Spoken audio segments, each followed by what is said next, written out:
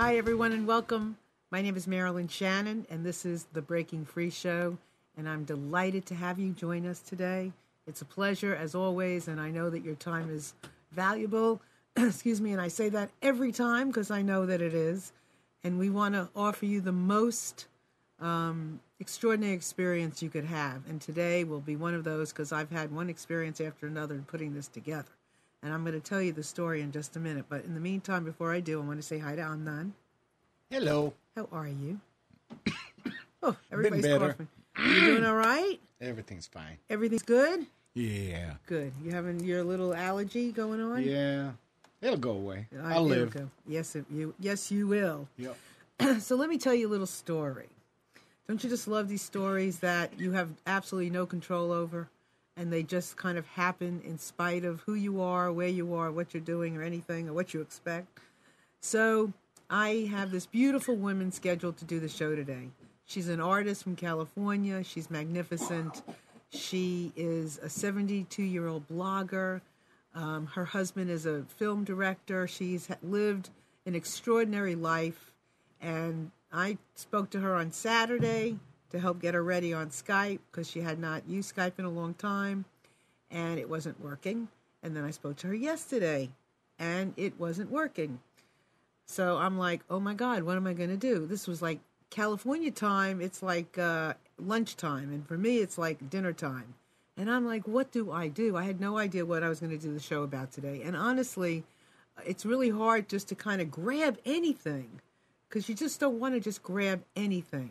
You want it to be just right because you're here, and I want it to be right for you, and I want it to be right for me.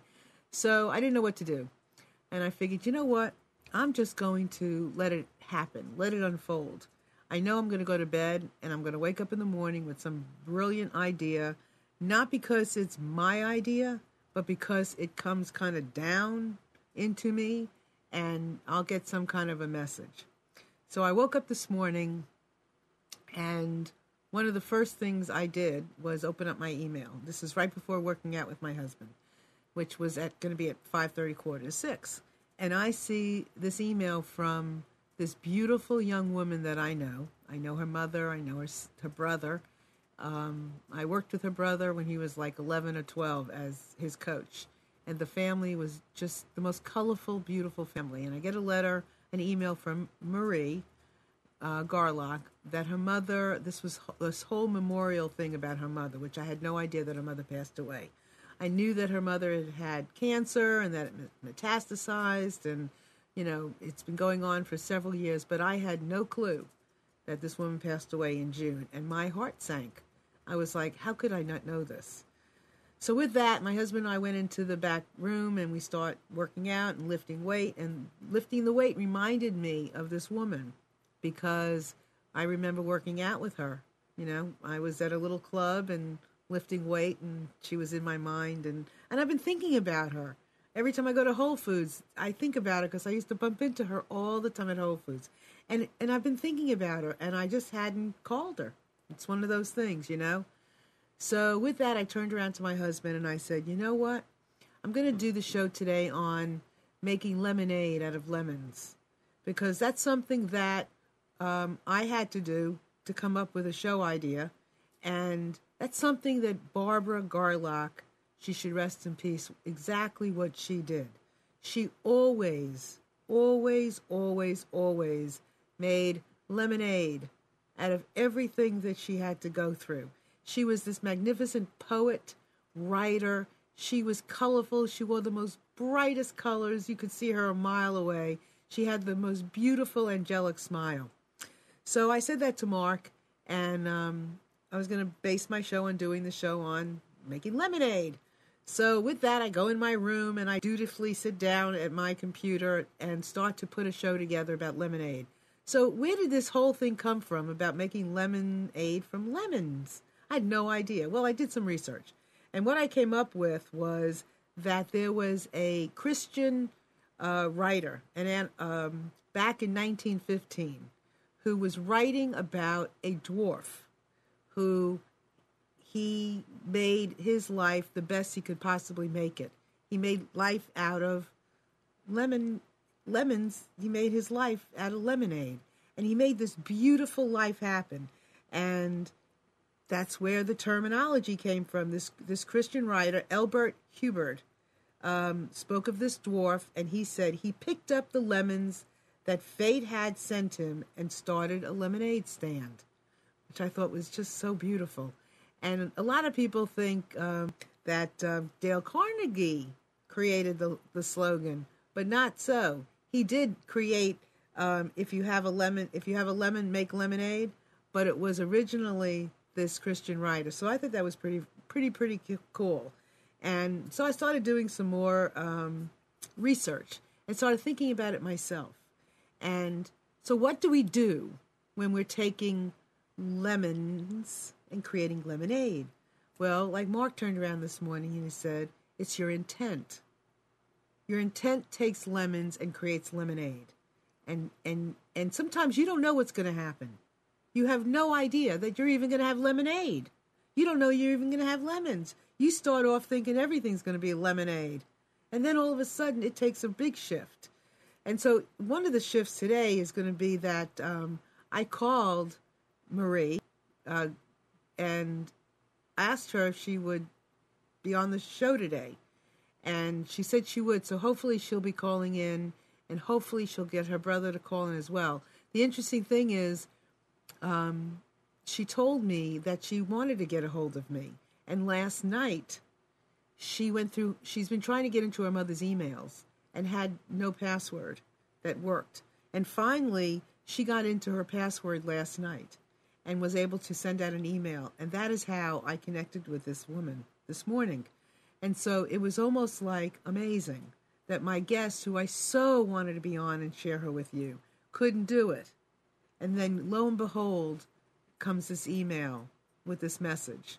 And so if she's able to, she's here. She's okay. Oh, she's in the chat. Oh, I'm talking about you, Marie. Okay. You can call in at 919-518-9773, or you can Skype in with us on computers 2, that's the number 2, K voice, if you want to do that. Or you can even maybe come in on video. No? Okay, just voice. Computers 2K voice, if you got me. Okay, she's been listening. And I'm so delighted to have her come on because she's like this magnificent flower. And she's going to call in, and I want to talk because the stories that she was telling me this morning about her mother was incredible. And I had no idea that we were even going to do this show. And then I was telling Chris about things this morning. Chris, who was our co-producer, and I told her, she said, oh, you're going to dedicate the show to Barbara. And I said, yes, I am. And then all these things started falling into place. So she's going to call in, and hopefully we'll get Hunter too. I don't know, but hopefully she will. So in the meantime, here's a quote I want to just share with you about making lemonade. I believe that if life gives you lemons, you should make lemonade and try to find somebody whose life has given them vodka and have a party. And that was by Ron White. So that was pretty cool, huh? And then here's another one. If life gives you lemons, don't settle for simply making lemonade. Make a glorious scene at a lemonade stand. And that is exactly what Barbara Garlock did. She made a magnificent scene wherever she went. And she left such wonderful memories that, okay, so she's going to call in on Skype. And okay, so we're waiting for her to come in. So it's very exciting. But you know what? We all have these things happen. And you can't always plan everything. And that's part of turning something from lemons to lemonade. Sometimes you just have to let go of it and allow it to happen. And you don't always have that opportunity. So, hello. All right, we're connected. Marie? Yes, hello. Hey, honey, how are you doing? Marie? I'm great. Okay, Here, I'll pause it on Okay. the Hey, recording. honey, how are you doing? So, Marie, you need to get away from your computer. I'm great. Here, I'll pause it on the... Marie, you need to get away from your computer. I'm great. Here, I'll pause it on the... Oops. get away from your computer. She's on Skype. Oh, can you hear me? Marie, you cannot get away from the computer because you're on Skype, but on the lower right of the video, you'll see a volume control. It looks like a set of vertical bars. Click on the speaker and mute it. Ah, I see. Okay. All right, here you are. Wow, I'm so happy you got to call in to us. Me too. I'm so glad to be here and to have connected with you today. And I've been thinking of you often because what you offer has helped my brother so much. And as a young man who's figuring out different ways to be in contact with his mom in different forms, I know that his contact with you will mean a lot. Well, you know, I don't know how much you heard of the introduction when I was talking. I mean, how long have you been on? How long have you been listening? For about 5 minutes. Okay, so you heard me talk some about your mom, right? Just a little bit, not too. I heard the glorious scene at the lemonade stand. Oh yeah. Well, your mother was just just like one of the most magnificent women I've ever met, and she had so much passion for everything.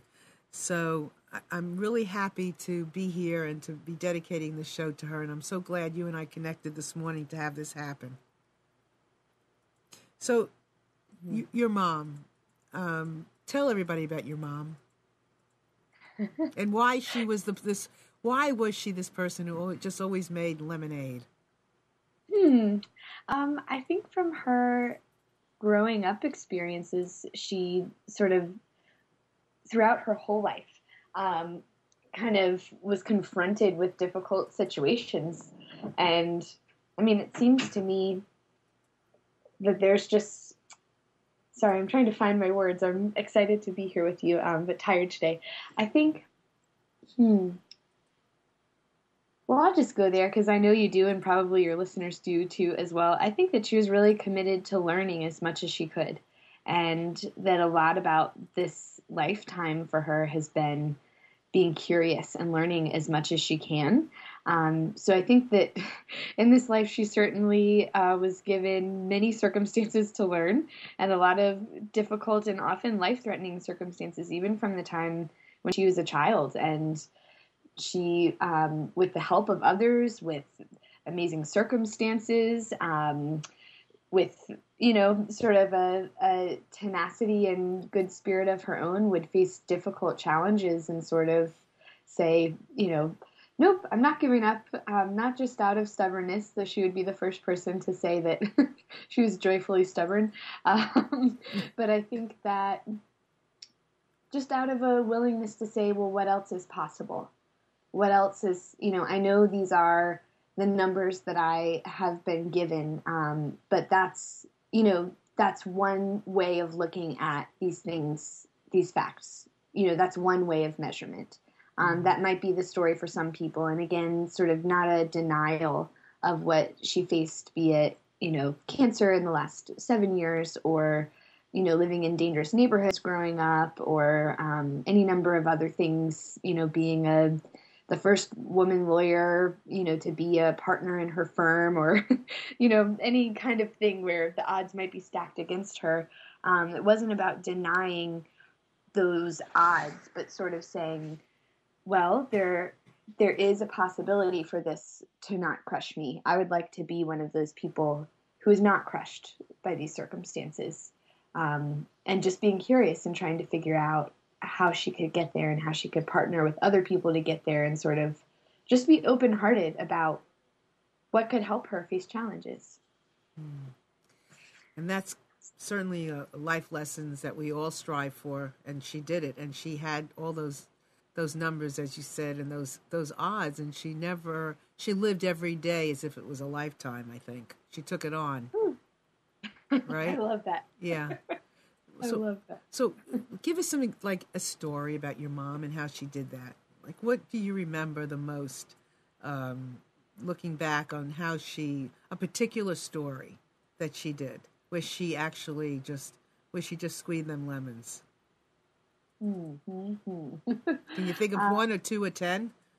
Yeah, at least 10. She's such a storyteller. My brother, and I've been texting with him to see if he can tune on, but he reminded me of this one, so I'll share this one. My mom, she had to work full time and go to school full time to put herself through college, and so we are really grateful. She made it a big priority of hers to save up for my brother and I to be able to go to college, so we're very grateful for that. But she, after I think it was a summer between college, or one of the things she did right after she graduated, she worked for a Montessori school in D.C., and it was located in some rough neighborhoods, some of which she had grown up in the D.C. area, and she had all of these 2-year-olds, and she was taking care of these 2-year-olds at a Montessori school, and they were walking around. They were going to maybe one of the museums, and then walking back to the school, and she had them on a line, and she was getting them to pay attention to her and not, go into traffic or anything like that, by doing Simon Says. And so she would, do one thing and have them repeat it, So she would, put her hand on her head and say, "Oh yeah," and all the little 2-year-olds would, 2, 3-year-olds would have to put their hands on their heads and say, "Oh yeah," and she was walking across the street from this guy who started heckling her, and sort of something that many women have experienced in our lives, sort of seeing a woman passing by just as an object, as if, you can just say whatever you want, and, sort of demeaning things about how cute she was or her body or something like that. And then she didn't respond to him. She was taking care of all of these children.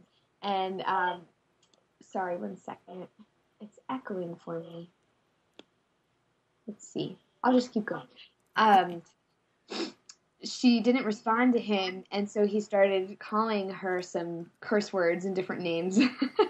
And so she had this one boy, I think his name was Kanyari, and this one little boy saw this guy across the street and maybe recognized him or thought he recognized him, and this guy who's yelling at my mom, it could turn into a dangerous situation with these little kids, and he just raised up his hand in the air, and he said, "Hey blood," which is like, "Hey brother, hey family," and this little tiny toddler raised up his little fist in there and said, "Hey blood." And so all the other little kids all just started going, "Hey blood, hey blood, hey blood," like, "Hey family, hey brother." And it completely diffused the situation. And they all started laughing, and my mom started laughing, and this guy started laughing, and he said, "Okay, you can go, you can go." And I think that she just found herself in a lot of situations like that, where just sort of her good nature or the good nature of people around her would diffuse something that was difficult. So my brother was reminding me of that story recently, but there are many more. If you ask me about maybe a specific circumstance, I could share others as well. Yeah, and I remember, and I have some different quotes and things that I'm going to put on the screen as we talk.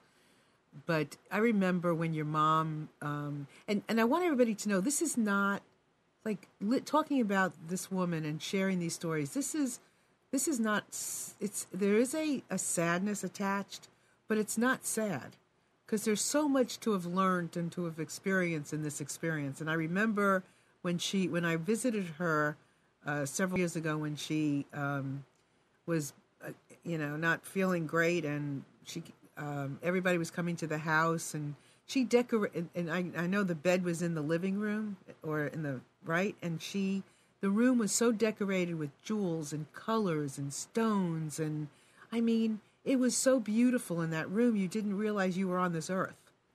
That was how she wanted her room to look when she was recuperating, right? I mean, it was fabric strung, and it was magical. It was always magical to be around her. Right? Yes, it was. Yeah, she, when things were otherwise crappy, and, pardon me if any words more strong than crappy come out, because we would reserve our cuss words for cancer-related things. She would just sort of look to, well, life is for living. I'm going to live this as fully as I can for all of the moments that I'm here. And, increasingly, what I've been studying in graduate school in communication and health communication is that the more we think, hey, I want to live fully now, often the longer we end up living. And that was really interesting to see that that was the case for her. And there's all of these things showing that, when you do things you love, if you're a bright and colorful person, like you're saying, jewels everywhere, color everywhere, she became very creative in her adult life, actually. She had not always allowed herself to do visual art or other things, but sort of came to that in her sort of middle age, in her early 40s, I guess. So if that's something you love to do, then allowing yourself the time to do that, to be creative. There's a lot of studies in health communication showing that when people have a sense of purpose and when they feel like they're contributing to other people, and not even just receiving from people, but both receiving and contributing in social relationships, that can change the course of disease, that can reduce stress hormones in the body, that can reduce things that are causing inflammation in the body. And, all of these things that sort of she did, and the ways that, she would talk about just inviting positive connections in her life. And that's something that I want to be careful when I talk about, because actually now a lot of the research that I do is around communication around cancer, and there can be these sort of surface level conversations we have. And I think this is important for the theme of today about, making lemonade out of lemons, that it's not about creating this kind of fluffy, light surface. Hey, I'm a survivor. Nothing can beat me. I'm A-okay. Everything's clean and clear and pretty, which we especially see with breast cancer and pink ribbon campaigns that are about making everybody look cute and pretty and as if this is fun. And so much of this is not at all fun, and it really sucks a lot. But there are things that we can do as individuals working together and in community to change the course of how cancer and other diseases operate in our lives, and to not allow just one narrative to be true about how cancer operates in our lives. So there are various things in biomedicine that very much, can extend our life and include and improve the quality of our lives. But there's also things that she did, like reaching out to other people. And as you're saying, visiting her, when she was really sick, which a lot of people, some people will invite people in when they're feeling sick, and then others it's very difficult. And so, sort of looking back on this, I very much admire her willingness and her bravery to allow people in. And something that she figured out and said and shared, she dealt with a much smaller bout of breast cancer in 2004, and then it came back at stage 4 in 2006. When she dealt with this much smaller level in 2004, it was very hard for her to let people help her. She was very used to helping other people. A healthcare lawyer, someone who did lots of different community service things, and education and counseling and psychology things were always very important to her. She did like Stephen Ministry, which is sort of like lay counselors for people who are in crisis. It was very hard for her when people wanted to do everything for her.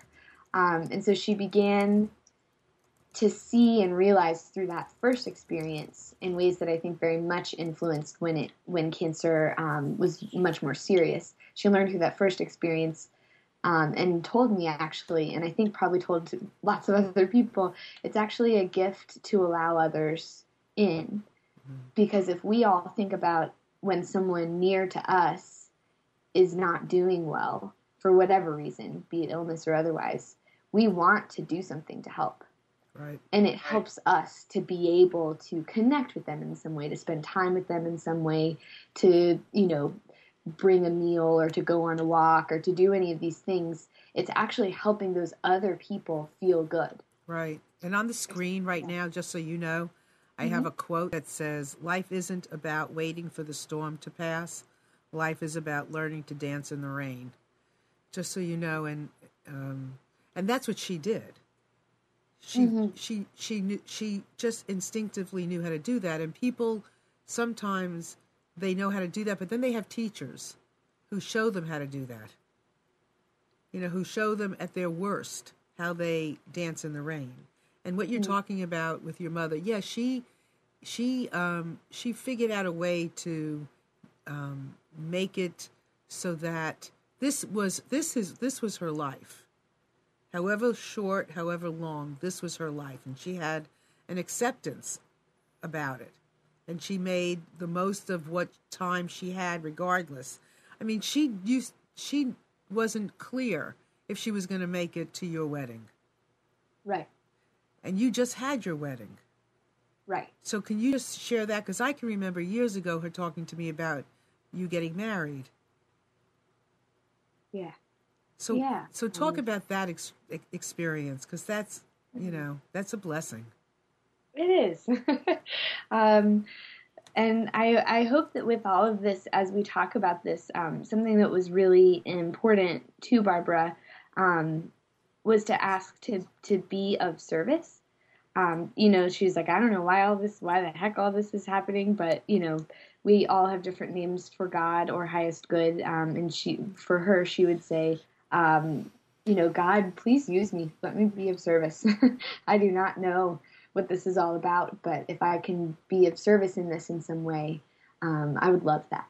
And so as we share these sort of individual stories about this special person, she was always very clear to try and share ways that her being honest about her own experiences, including aspects of health justice and aspects of healing, be about many people that face cancer, that face depression, that face difficult circumstances that we could sort of shift our status quo of response on. So I just wanted to give that kind of caveat as we talk about these personal stories, that this is something that, of course, opens the door much wider for things that many of us deal with. So to answer your question, Marilyn, it was my mom and I am very lucky because many people have to sort of choose their family in their adult life by making friends if they had a hard growing up experience. And that was very much the case for both of my parents. They had hard growing up experiences. And so I think my brother and I are very lucky to have parents that we're close to. And so my mom was definitely my longest running best friend. And she was very excited about my partnership to the wonderful human and partner I'm married to now, Andrew. And, I think within 1 year of our dating, she began giving him books at Christmas that were children's books.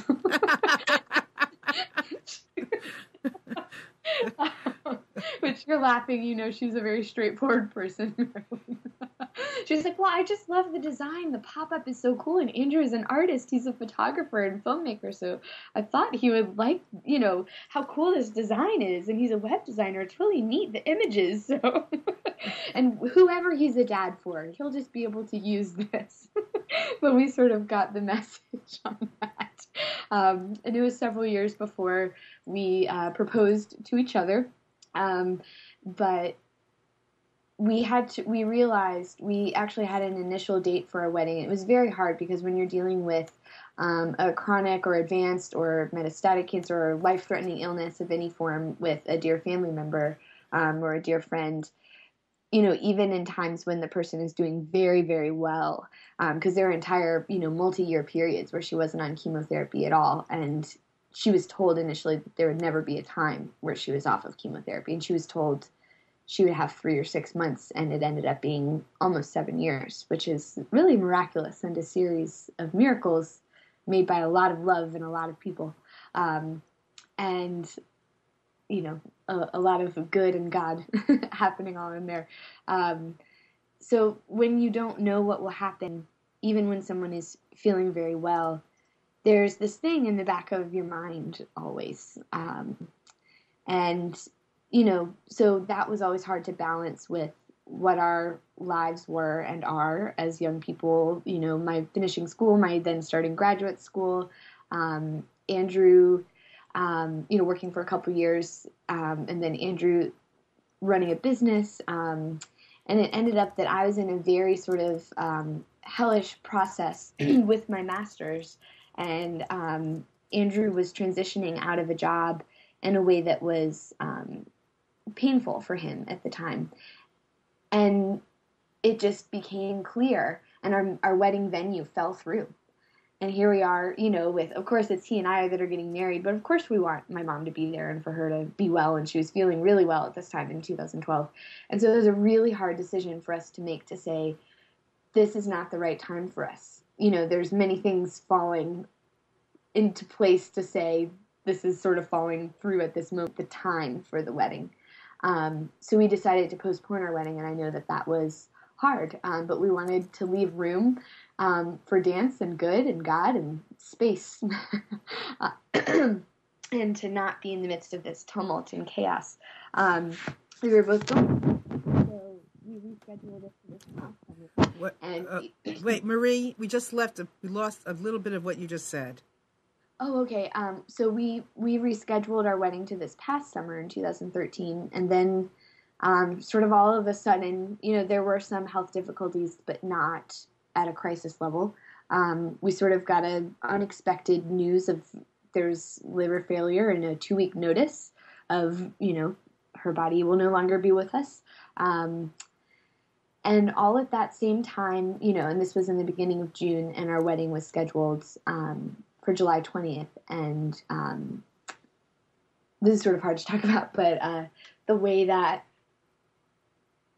the doctor sort of let us know what the time frame would be was my mom's first question.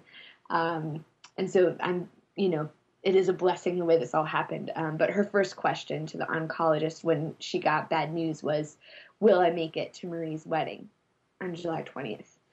And I was on the phone at the time because I had to leave to go teach a class. And the doctor said, I need to call you back. And then her answer to my mom was, no, I don't think you will be on July 20th. And so what ended up happening was a dear friend of ours who's like a sister to both my mom and I, and just an incredible artist and creative person, was hosting another wedding in her yard, this magical Garden of Eden with a fig tree in it, her yard, which is in the neighborhood that my parents live in and that Hunter and I grew up in. And she just came over the morning after that Sunday wedding and said, I'm taking you, you're coming to my house. And we went in her yard, and she just turned on this music, and we danced all through her yard. And I remembered it was sort of like a dream. She was running around picking plums off of her trees. She's this incredible gardener and artist. Her name is Jenny. And we were just dancing, and she was handing me these plums while we were dancing and sort of blessing and reclaiming the space. And she said, I think you need to have your wedding here. And I think you need to have it this week. And we have all of the things from this other wedding that I've just hosted. It was quite incredible. And I'm not a person who has spent, all my life dreaming of, oh, this is my one day, and I know exactly what my dress is going to look like, and I have my colors picked out, and everyone's judging me based on my taste of what colors I choose for my wedding. But to the extent I'd thought about it, I wanted green and white and moss, because Andrew and I had proposed to each other in Iceland, where there's a lot of very magical moss. And we now live in a home that has moss growing all around it, and just love it. And this woman had gotten married and decorated her wedding with green and white lanterns and ribbons and moss. What are the chances of that? And so it was very beautiful. It was very, very beautiful. And my mom got to be there to hold my hand along with, she and my dad held my hand and put my hand in Andrew's hand, and her body was definitely trooping through at that point, but her spirit was so alive. It was just shining through her, there was a sort of, and I hope this is okay to talk about. I don't know. Yeah, talk about anything you want to talk about. This show is called, listen, the show, I talked to you so fast this morning, I don't even know if you know the name of the show. It's called breaking free. All right, cool. So anything we want to talk about, we can. And this is certainly a testament to freedom. So, yeah. Yes. Yeah, so, when someone has a 2-week notice of your body's going to stop working, at first things were going very well, but then there's sort of a rapid physical decline. And actually, looking back on this, I've thought often about, or, a few times at least, about the fact that sort of despite physical circumstances, often Barbara's spirit just shone through very brightly. And, she would just find ways to be out and about because she was go get them. Let's, take on the day, even when I feel like crap and I'm tired with chemo. Okay, I'll take a nap. But when I get up, I'm going to go walk outside at this place near our home called Hemlock Bluffs, this nature preserve, and that'll rejuvenate me. And then I'll be able to go about my day and, just sort of embracing what each day brought. So to see this rapid physical decline, which some listeners may have experienced with their own dear people or friends or family members, that can be very hard, for the person to experience this physical decline. And one of the best things about Barbara was sort of her sharpness and sense of humor, and making jokes and bringing light to dark spaces.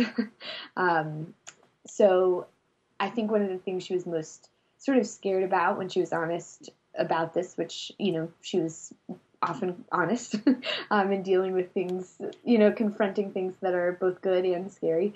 I think she did not want things to go to her brain.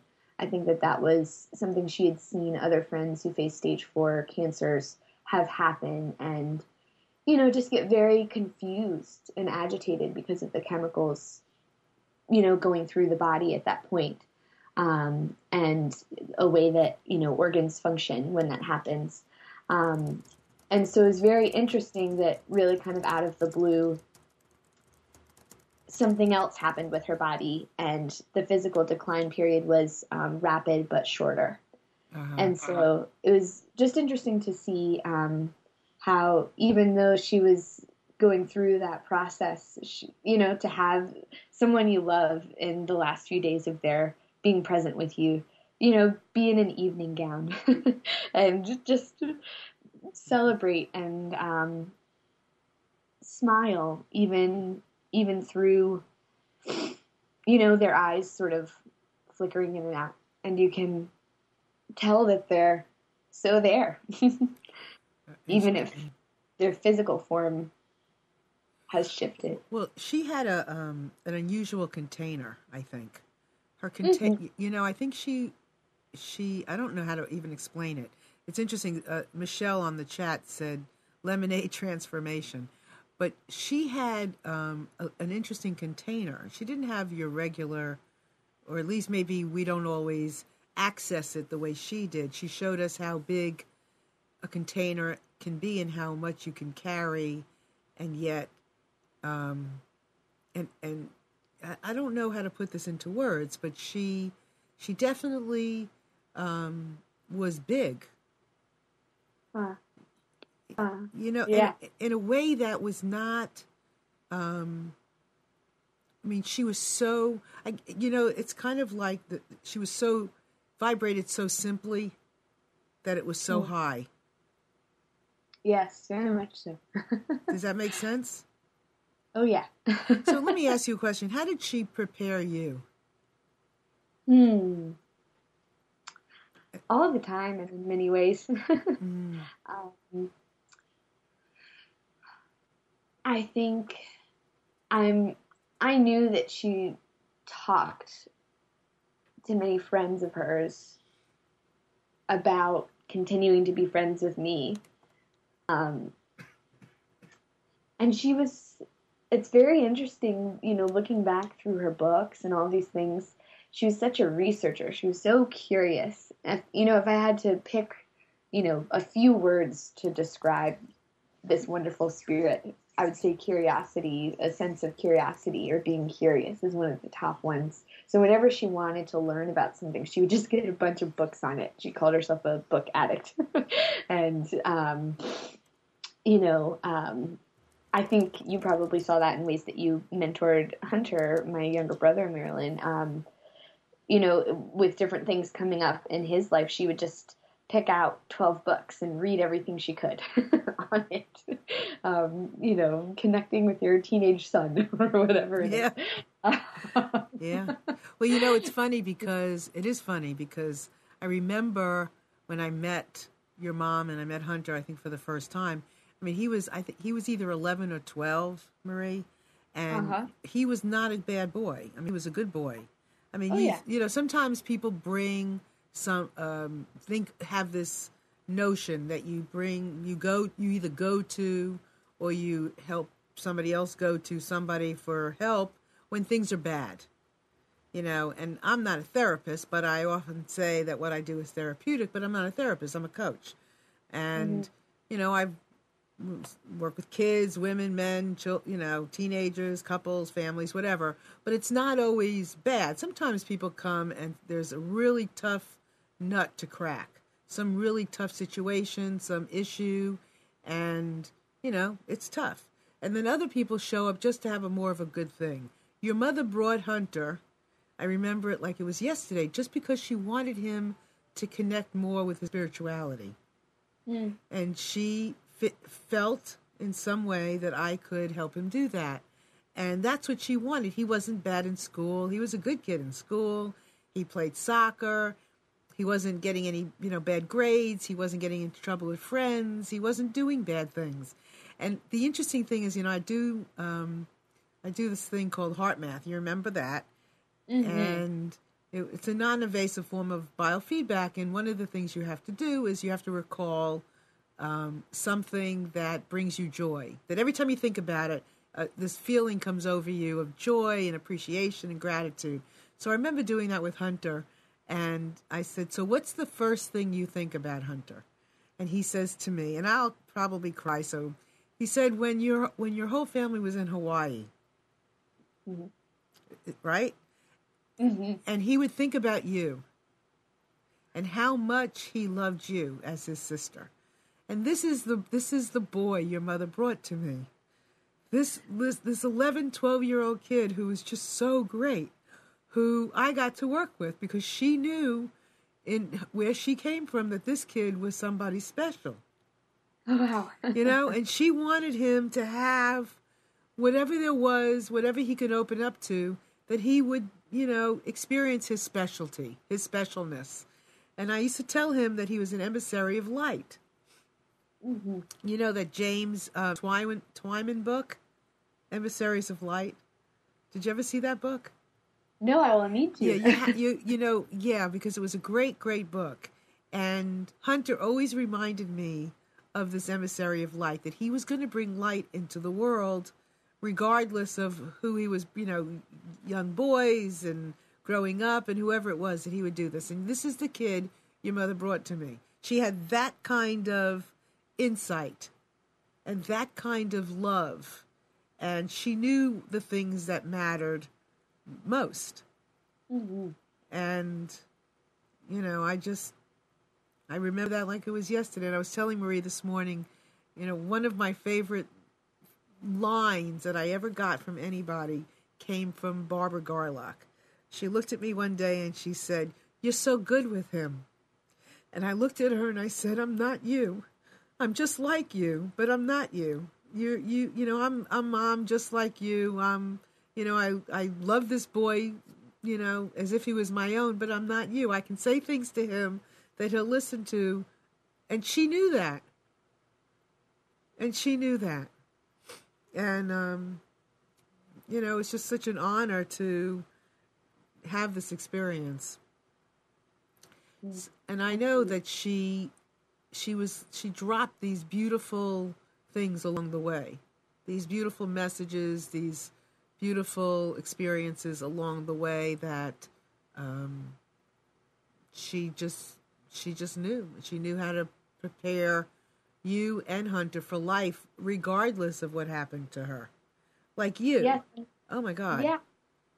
Right? I'm looking at the live chat, and I saw someone say something about resistance in the mirror when you say, I love you, I accept you completely, I approve of you completely.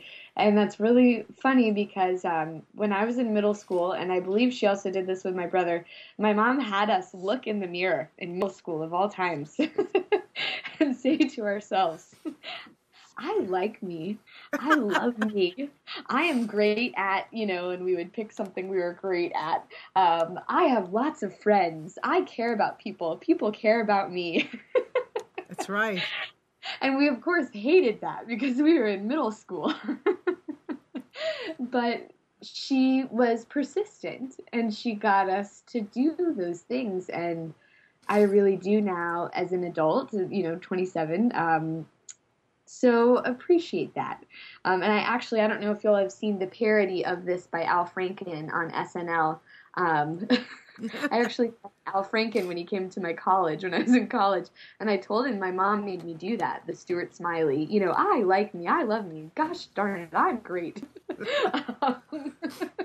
And he said, oh my God, I'm so sorry, I can't believe anyone would actually do that.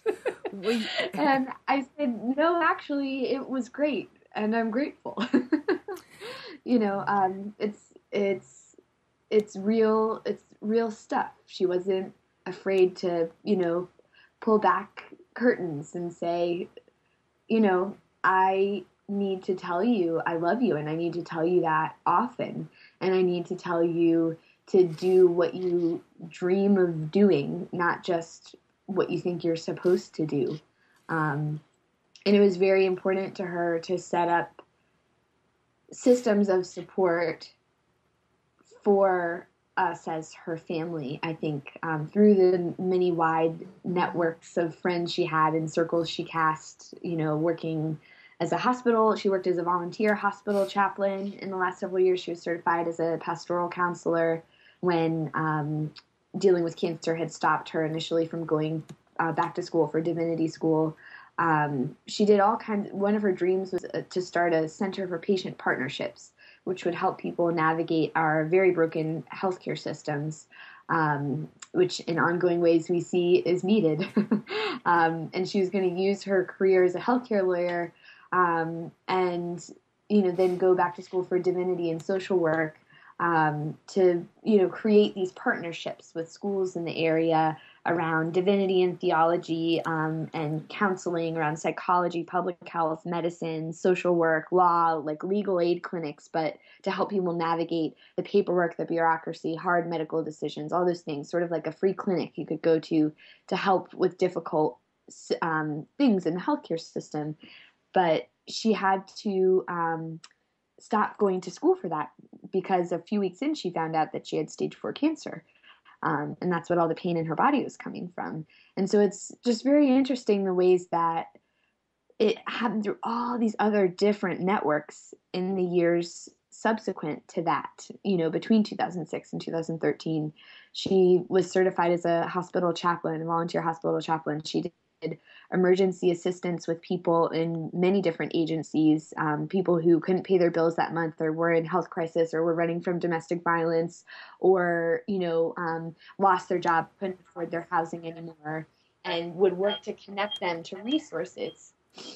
And, she began to do things that were fun for her too. So she had this whole other friend network that she started with North Carolina Museum of Art, becoming a docent there and just allowing herself to have fun for the sake of having fun because she loved art. And she said that's probably the most fun she ever had in her life was the last few years becoming a docent at the North Carolina Museum of Art in Raleigh. And so she had all these networks of friends from these different circles that she moved in. And she would just be very open. She would pull back the curtain, so to speak, and say, I want to be here for a long time, but I'm dealing with serious cancer. And so this is probably what will be the reason why I pass away, my physical form. And I want to ask you, can I ask you a question? Uh-huh. So do you think the fact that she knew Some people would take the fact that they know something like that and like not move. But what did it do to her? I mean, that is such an extraordinary thing. Knowing that she may not have that much time, or she may not live till 70 or 80 or 60. What do you think that did for her? I think it got her to say, it's interesting. I think it got her to do everything she was already doing, but more fully. So it's interesting. I saw for her personally, and different people have different journeys, that in her early and mid 40s, she dealt with depression pretty severely as she was realizing that she didn't want to work in healthcare law anymore. And this was something she was open about with people after she had dealt with it. So I feel okay saying that. And, as a way to reduce our stigma around how many people deal with severe depression and anxiety. And in that kind of dark period, or a certainly dark and difficult period, she made a lot of different changes in her life and, wanted to be there to spend time with my brother as he was growing up and with me. And she began to deal with a lot of the past hurt. I saw somebody else write in the chat too, of people, keeping things under the surface and not dealing with their past pain. And so in her early 40s, she started to deal with some of that past pain of her growing up years and just work on various, she did many things, but work on various forgiveness practices. And then also what the EFT, I don't know if some people have heard of that, the emotional freedom technique. Yeah. Yes. And she did that often and a lot around particular people that had put her in danger, caused her harm, or circumstances or memories, and worked on releasing those things as much as she was able to do. And then after that time, she dealt with cancer. And so I think that interim period between dealing with depression and dealing with cancer, so much work happened on a spiritual and a soul level in a way that I hope can be of service or, of interest to other people.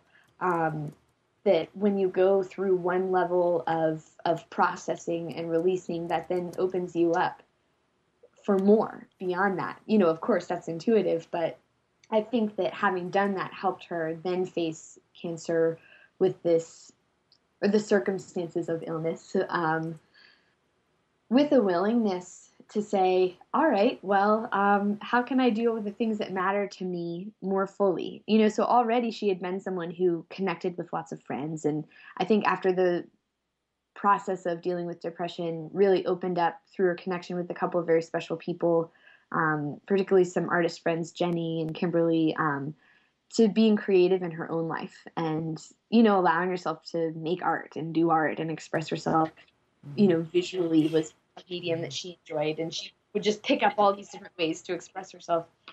So I think those resources of wanting to be of service in her own community, to want to be creative and want to connect to other human beings, those were things that were important to her already, and so she just amplified them all the more with this idea of there's a limited physical time for you. And when you talk about her, when you speak about her, you speak, pretty much in the present. Yeah, it's interesting. I talk about, she's obviously not in her physical form anymore, but I just spoke with a friend, one of Andrew's colleagues, they're working at our house today, downstairs, and he was saying something that many people have reflected to me, and that he as a scientist knows that energy doesn't stop, it just goes into a different form. Right, right. So this time period has been all about figuring out new ways for someone that I'm very used to talking to on the phone and in person and visiting with quite often, yeah. To then figure out, well, I can't have lines quite that direct for our human understanding, but there are all kinds of ways that she comes through intuitively and things that happen in the natural world around me. I mean, just wild circumstances with crows, which were a very special bird to her, that will surround me at certain times, will do the most fascinating things interacting with me. Crows will interact with me now.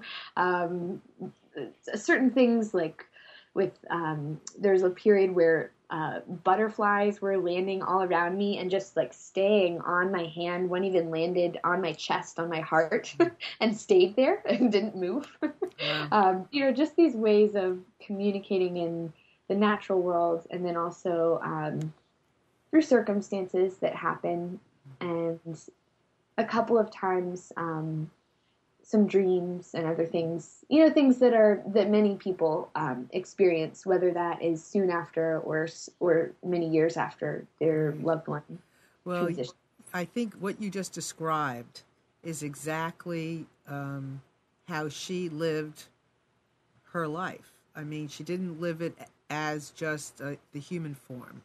She lived it as an energetic form. And so everything she did was in that space of, being energy. That's how she did everything she did.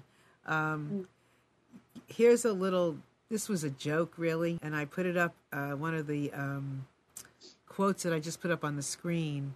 And sometimes sometimes something that's serious, we learn it really better when there's some humor attached. So I just had this up and I want to read it. Of course, sometimes life pulls down your pants, runs a power sander across your naked butt, then pours lemon juice on your raw, shaded buttocks.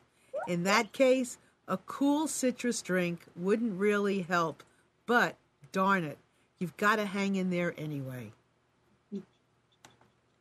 And then this morning, I got a Neil Donald Walsh. I get his quotes every morning. And I look forward to them because I really believe they're talking to me. I really, it's like he's really talking to me. So this morning it was this, that God is talking to me, and that less and less do you need to force things until you finally arrive at non-action.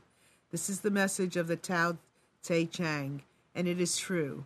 Werner Arthart has taught, life will resolve itself in the process of life itself. Byron Katie says that liberation is loving what is.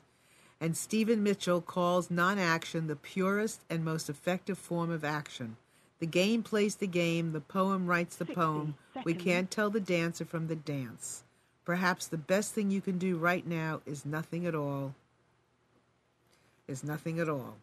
And I feel like she accepted, the dance. And even though we talk about making lemonade from lemons, she did that. And then at some point you do make an exception or acceptance, and you go on the path of what there is, and you make the most of the path.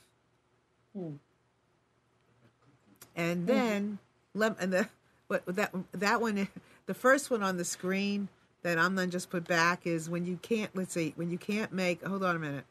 When life gives you lemons, make lemon cookies. So, we have so much to learn from these experiences. You have this woman who, battled, I don't even want to use the word that I was just going to choose. When you have this woman who's learning from cancer, how to, live her best life, share, have the most she can have, and teach the rest of us how to do that with every bit of life that we go through. It is a dedication, and a thank you, Barbara Garlock, for being in my life and talking to me in the last couple of months, because she has kept talking to me, and I kept looking for her, not knowing that her energy was talking to me, but her body wasn't here.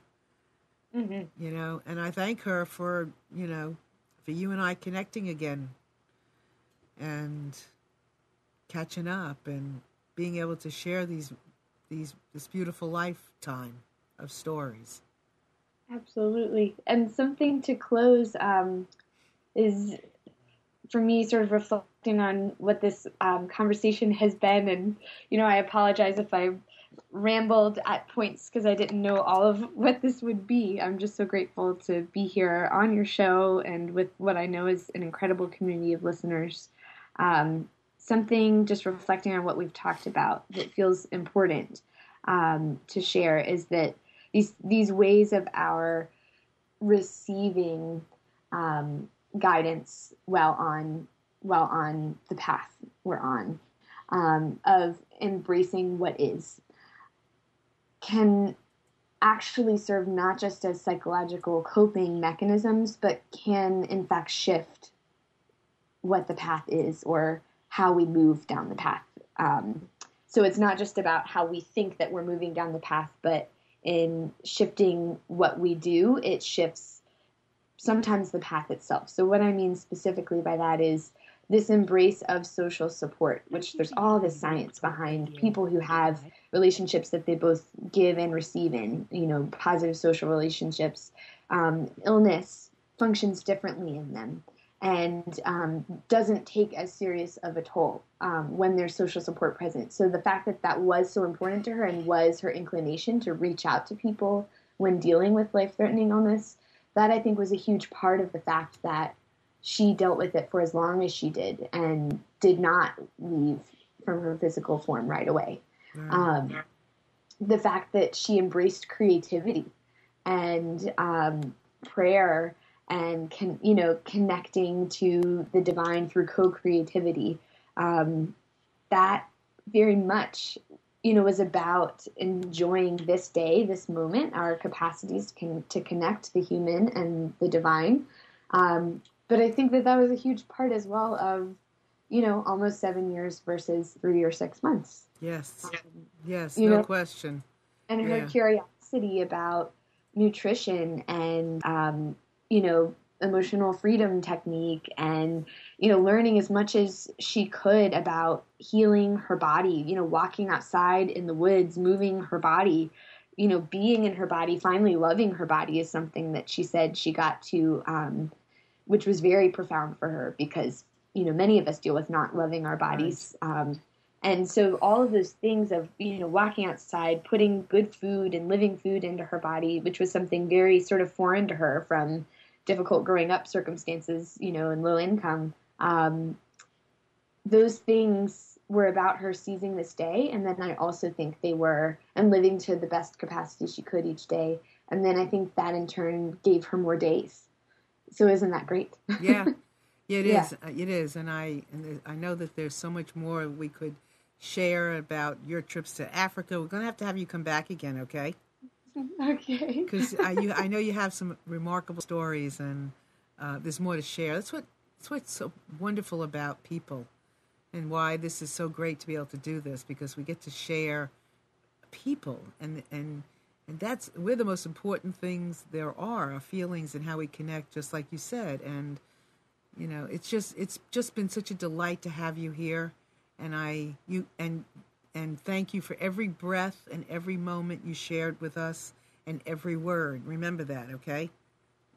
Just everything you have shared. And your mother knows this, She's gotten us together, so it's just been perfect. So just know that. And I want to thank everybody for sharing this experience with us. It's been just fabulous to have you here. And I want to wish you all a wonderful day. Marie, you know we have to get together and Hunter, right? Yep, let's do it. Okay, so we're going to do that. You got an email from me. We're going to make something happen. Okay? Yes. Okay, and I love you a lot, so thank you. And everybody out there, thank you for being here today. Have a wonderful day. We'll see you next week. Bye.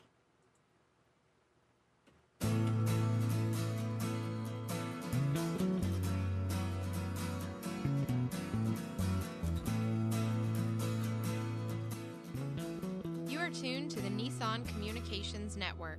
Our weekly lineup of call-in programs includes Computers 2K Now with Amnon Nissan, Health In with Debbie Bruck, Breaking Free with Marilyn Shannon, Lessons of Vietnam with NCVVI members, The Tanya Love Show, Reawaken Your Brilliance with Julie Seibert. And if you tuned in too late, you can always watch each program in its entirety or download an MP3 audio file of it at www.nissancommunications.com. Sponsored by Atomus.com, makers of quality video recorders and converters for professionals. That VidBlasterGuy.com, CarolinaApparel.com, and DeltaForce.net.